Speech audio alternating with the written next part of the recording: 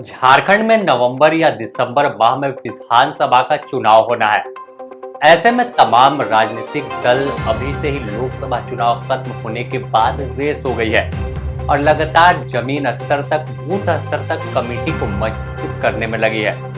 लेकिन बात अगर लोकसभा चुनाव के परिणाम की करें तो एनडीए ने काफी बेहतर प्रदर्शन किया, जिस तरह से 9 सीट जीतकर अपने खाते में लेकर आई। वहीं इंडिया की बात करें तो इंडिया में सबसे बड़ी जो राष्ट्रीय पार्टी है कांग्रेस का झारखंड में हाल काफी बुरा है।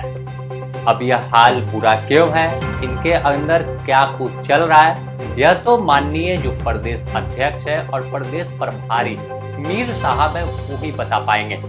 जिस तरह से अगर बात करें तो इंडिया गठबंधन की ओर से झारखंड में कांग्रेस 7 सीटों पर चुनाव मैदान में उतरी थी, वहीं जेएमएम 5 सीट पर। अगर स्ट्राइक रेट की बात करें तो जेएमएम का काफी बेहतर रहा, 5 सीटों पर चुनाव लड़ा और 3 पर जीत का झंडा गाड़ दिया। लेकिन कांग्रेस की बात करें तो कांग्रेस हमेशा सीट बार्गेनिंग में आगे रहती है और इस बार भी लोकसभा के चुनाव में 7 सीटों पर जो है अपने प्रत्याशी को उतारा था।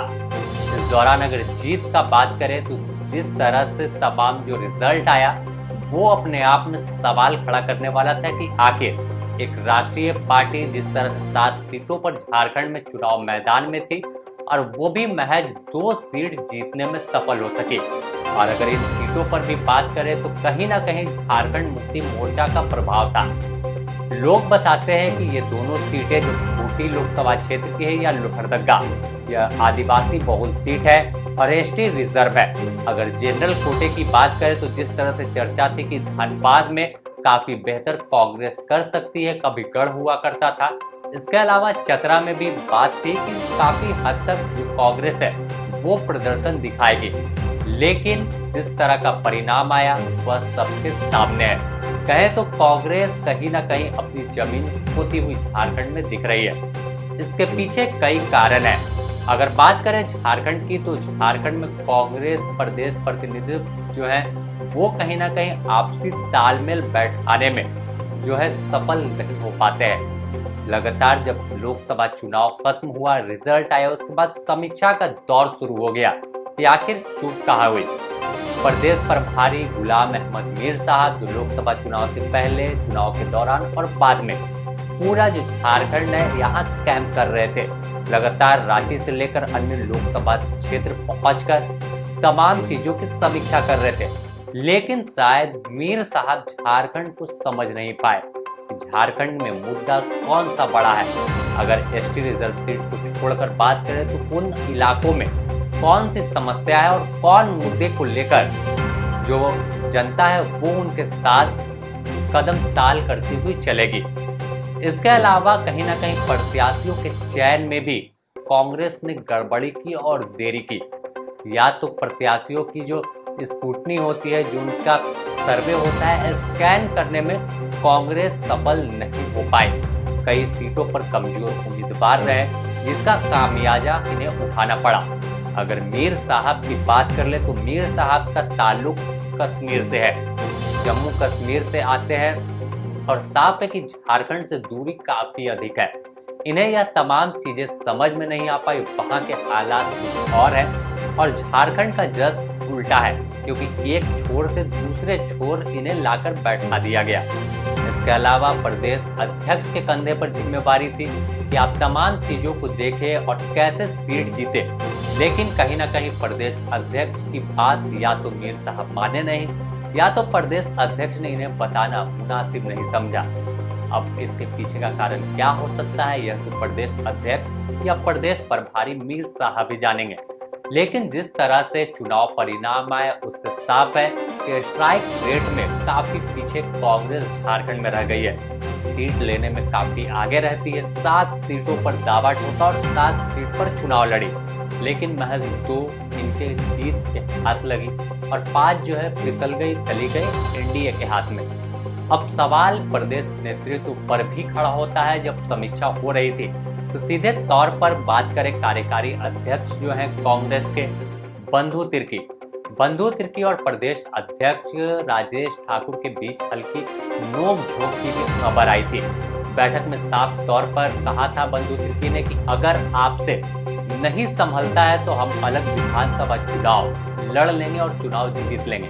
अब माफ कीजिए, रहने दीजिए। अब अगर बात झारखंड में विधानसभा चुनाव की करें तो विधानसभा चुनाव नवंबर में होना है।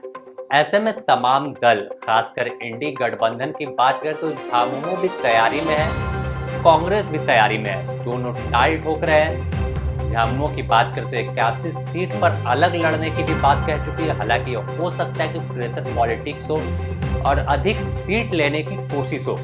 जिस तरह से कांग्रेस 33 सीटों की बात कर रही है और बाकी सीट पर कांग्रेस, तो हो सकता है कि जो जीत का फासला बढ़ा नहीं पाए, जीत का आंकड़ा अपने पाले में लोकसभा चुनाव में नहीं ले आए, तो झारखंड मुक्ति मोर्चा इन्हें अब कम सीट देने की भी योजना कर रही होगी। जिस तरह से बात करें कि 5 सीट हाथ से चली गई, और इसके अलावा और भी जिस तरह से अगर गोड्डा की हम बात करें, गोड्डा लोकसभा में काफी बेहतर हद तक जो था चुनाव कांग्रेस के पक्ष में था, ऐसी हवा चल रही थी। लेकिन कहीं ना कहीं वहां पर जो जिस तरह से हालात बदले, प्रत्याशियों के नाम जो लिस्ट थे वो लाने में देरी हुई, उसके बाद फिर दीपिका पांडे सिंह को टिकट मिला, फिर उनसे टिकट वापस ले लिया गया, फिर प्रदीप यादव के नाम की घोषणा हो और उन्हें मैदान में उतार दिया गया। इसके बाद अगर बात करें, ये बात तो अलग है, लेकिन कौन से विधानसभा क्षेत्र में इनके प्रदर्शन बेहतर रहे। तो जिस तरह से अगर बात करें कि बादल पत्रलेख जो मंत्री हैं सूबे में कृषि विभाग के और कांग्रेस के विधायक है, तो साफ है कि इन्होंने अपने ही विधानसभा क्षेत्र से 40,000 वोटों से कांग्रेस को पीछे करा दिया। अब सवाल मंत्री जी पर भी उठने लगा कि आखिर आप किस तरह से वहां पर तमाम चीजों को अरेंजमेंट किए थे, आखिर चूक कहां हो गई। मंत्री जी तो पूरे झारखंड के विकास की बात करते हैं, किसानों की खुशहाली की बात करते हैं, कृषि विभाग का जिम्मा इनके हाथों है, तो आखिर आपके क्षेत्र की जनता खुश क्यों नहीं है। यह बात खुद प्रभारी तक पहुंची और प्रभारी ने बिना नाम लिए ही कहा कि उस पर भी पार्टी मंथन कर रही है।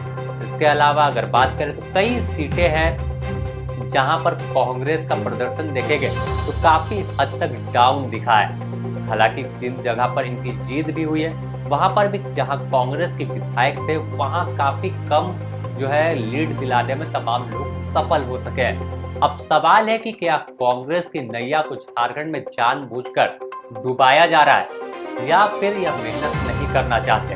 आखिर कारण क्या है कि सत्ता में रहने के बावजूद इस तरह का प्रदर्शन इनके मंत्रियों का रह रहा है। तो आने वाले विधानसभा चुनाव में भी क्या गारंटी है कि कांग्रेस काफी बेहतर कर पाएगी, और जिस तरह से 15 से 16 विधायक जबकि 2019 के चुनाव में जीत कर आए थे तो 24 में भी जीत कर आएंगे। कई चीजें हैं जिसे मिलाकर गठबंधन के जो शीर्ष नेतृत्व है वो भी देख रहे हैं, और शायद यही कारण हो सकता है कि कांग्रेस को इस बार कम सीट जो है वो दिया जा सके। तमाम राजनीतिक दल भी चुनाव के बाद जो रिजल्ट आया है उसमें लोकसभा वार समीक्षा कर रहे हैं, क्योंकि यह कहीं ना कहीं एक बड़ा पड़ाव होता है, टर्निंग पॉइंट लोकसभा चुनाव से झारखंड में होता है कि ठीक 4 महीने के बाद फिर सूबे में विधानसभा का चुनाव होना है। तो कई चीजें हैं और अब प्रभारी चीफ को भी समझना होगा कि आखिर झारखंड की मांग क्या है और झारखंड के दिल में क्या है। तो आखिर झारखंड के हर लोगों के दिलों में जगह बनाने में कहां कांग्रेस पीछे हो जा रही है। द न्यूज़ पोस्ट और भी इससे जुड़ी आपको अपडेट देगा, आप हमारे साथ बने रहें। अगर आप हमें फेसबुक पर देख रहे हैं तो फेसबुक पेज को लाइक जरूर करें, यूट्यूब पर देख रहे हैं तो यूट्यूब के चैनल को सब्सक्राइब करें, और पल पल अपडेट पाना चाहते हैं तो thenewspost.in को लॉग इन करें। तब तक के लिए हमें दीजिए इजाजत, नमस्कार।